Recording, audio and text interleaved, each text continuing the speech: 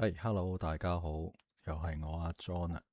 今日係2026年嘅1月26號，咁呢，啱啱就收到一個消息，一個新聞啦，等等，咁就關於呢個 BC 省嘅新聞，就係關於呢個睇唔睇到先啊？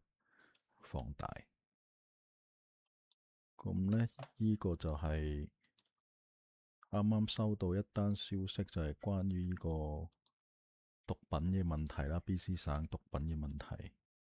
咁呢位呢，就係 Emma Liu，14歲，舊年年頭嗰陣時就死於呢個芬太尼毒品。咁啊，Emma Liu last name 肯定係華人嚟噶啦。咁我就第一單聽到有華人同埋咁細個，咁就真係覺得好惋惜。即係老實講，如果我話呢個 BC 省政府甚至乎加拿大政府係殺人兇手，我都唔覺得太過以為嘅。13歲，佢個故事就係因為佢識咗一個12歲Grade 12啦，一個17、18歲嘅男朋友。咁男朋友就引誘咗佢吸毒啦，吸毒就變咗吸毒就好難戒啦。去到戒毒中心嗰陣時，嗰啲咁嘅官員就話：哦，佢唔想喺外面沖涼喎，或者唔想喺外面。個新聞係咁講啦，咁就送咗佢返屋企，就冇幫佢完成呢個戒毒嘅工作啦。嚇，咁我想知道，即係呢個華人可能係其中一單啦。咁如果非華人嘅話，我諗少，保守估計可能100宗，I don't know，呢啲咁嘅兒童就嘅生命就係咁樣俾呢個政府糟蹋咗啦。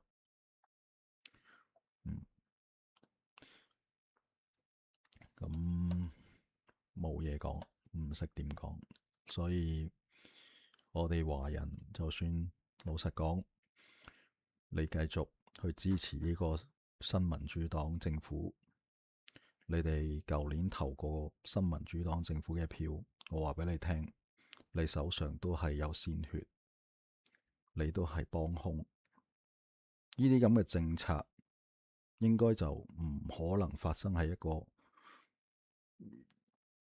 有道德規範嘅社會入邊。你哋係咪幫兇？你哋係殺人兇手。好啦，又講下呢個新民主黨嘅尹大維先生呢。咁啊，呢度揾到一段新聞啦。咁如果我另外一個第一個 video 咧都有講啦，其實呢個原住民問題，我哋經歷咗6年嘅訴訟，喺呢個2025年嘅8月，呢個 Cowichan 原住民嘅訴訟終出爐個判決嘅時候，咁啊而家呢個省長就走翻轉頭就話：哦，我賴翻個法庭喎。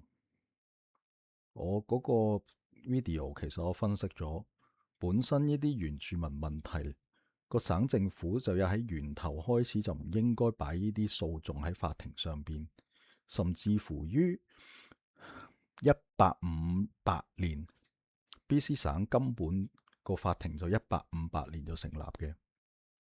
作為一個律政廳長，就可以用呢個理由就話，訴訟翻你個法庭根本未 establish，都未成立之前個法庭嘅事，咁係咪好荒謬呢？因為佢而家個 Cochrane 嗰啲原住民就話，當時候嗰個 Douglas，其實 Douglas 都唔係正確上嚟講係 BC 省嘅總督，佢係去到個後期先係嘅。咁就話呢個 Douglas 總督應承咗喺1850年嗰陣時應承咗喺 Richmond 嗰啲地係佢嘅。咁我話俾你大家聽，當時候個 Richmond 嗰啲地咧根本就唔屬於 Vancouver Island，因為係兩個殖民地嚟嘅。但係我話俾你聽，係冇人好似我咁樣抄翻啲資料出嚟，揾翻其實溫哥華島同埋 BC 省本身係兩個唔同嘅殖民地嚟嘅。咁所以你 BC 省法庭個法庭未成立之前，就去判決一啲證據喺呢個法庭成立之前嘅嘢，咁其實係一個好荒謬嘅事情嚟嘅。其實好簡單，呢件事呢係要你個省長用你嘅行政權力去解決。咁但係你容許件事發生咗6年，嘥咗我哋納稅人咁多錢，而去到呢個位，你話我個法庭唔應該咁判決？我省長所有嘢都係由你而起，你都好唔負責任下。即係我客氣咁講句，你真係幾唔負責任。好啦，其實我唔係想講呢兩樣嘢嘅。其實我係今日想，如果大家知道或者喺 downtown 住咧，就會知道好熱鬧。咁熱鬧，但係唔係一件好事嚟嘅，咁咪係一個好沉重嘅事嚟嘅。呢個加拿大嘅主流傳媒亦都冇講，都冇好正確咁報導到底發生緊咩事。華人亦都唔知道。我諗我係嗰日，除咗一啲香港人過去舉住支香港旗，但係其實都唔知發生緊咩事。我都唔明點解要舉人哋伊朗係4萬人死咗喺呢個伊朗嘅政權手下，咁關我哋香港人嘅龍獅旗有咩事呢？其實我又真係有點熱那過嘅，不過我又唔想再講太多啦嚇。咁究竟發生咩事呢？咁大家都知道啦，新聞當然有講呢個美軍嘅2個特遣呢個艦隊咧，就已經去到一個喺唔係紅海嘅波斯灣對出啦。咁其實佢哋呢班伊朗人係，不如睇下片先啦。咁樣。Major demonstrations over the weekend, many in the crowd waving Iranian flags and holding signs protesting the violent crackdown on protesters in the country. According to human rights groups, the death toll in Iran continues to rise. 係啦，其實咧佢哋係舉起一支太陽獅子旗。點解係太陽獅子旗咧？因為喺1979年伊朗嘅神權政權革命之前呢，本身叫做巴列維王朝。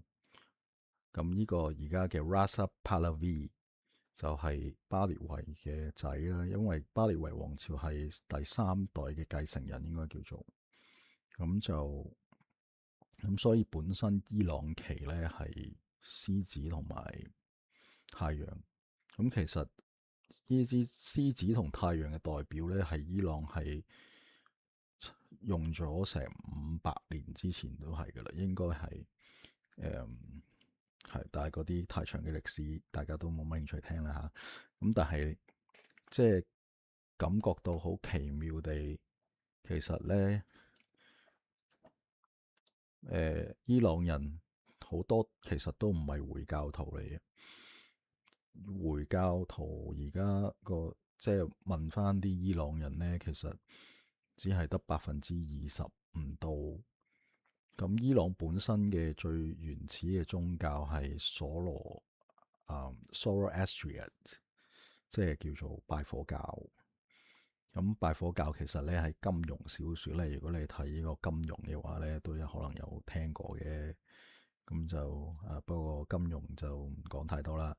咁但係幾奇妙幾神奇地咧，你竟然會睇到以色列同埋伊朗嘅獅子太陽獅子企一齊，即係呢個係一個我哋又再一次見證到歷史啦。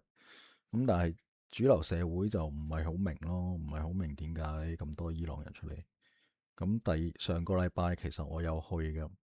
咁我去嗰陣時咧，嗰個新聞報道就話佢哋其他啲團體咧就好多訴求啊，有10幾個出嚟示威啊，跟住咧真係好九唔搭八咁咧走去訪問呢個烏干達同埋嗰個伊朗入邊嗰啲庫爾德族人，咁但係就冇訪問呢班人。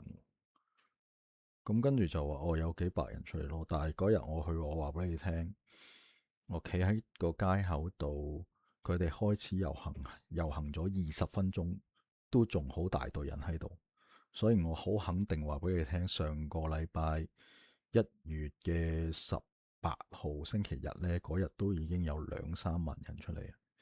咁今個禮拜呢，可能啱啱過完個1月25號仲多，但係呢。但係溫哥華好多人都唔清楚究竟發生緊咩事啦。其實溫哥華都好多伊朗人嘅，大概我哋大溫人口裏面有4.5%係伊朗人嚟。咁大部分嘅伊朗人呢都係好憎呢個神權政府㗎嚇。但係 anyway 啦，咁我希望大家了解多啲啦，了解下其他族裔究竟發生緊咩事啦。好多謝晒。